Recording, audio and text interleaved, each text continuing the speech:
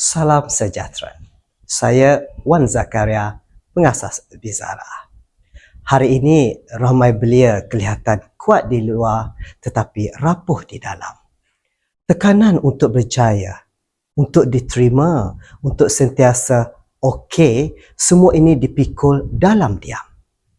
Masalah kesihatan mental bukan kerana mereka lemah, tetapi kerana terlalu lama mereka belajar untuk menyembunyikan perasaan. Di Bizarra, kami belajar satu perkara penting.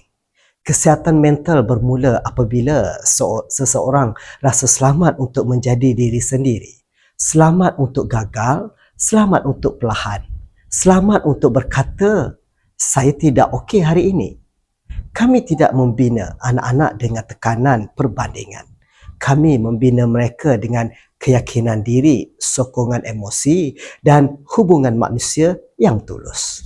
Setiap anak diajar bahawa nilai diri mereka tidak diukur melalui keputusan peperiksaan atau pencapaian semata-mata, tetapi melalui usaha, perkembangan dan keberanian untuk mencuba.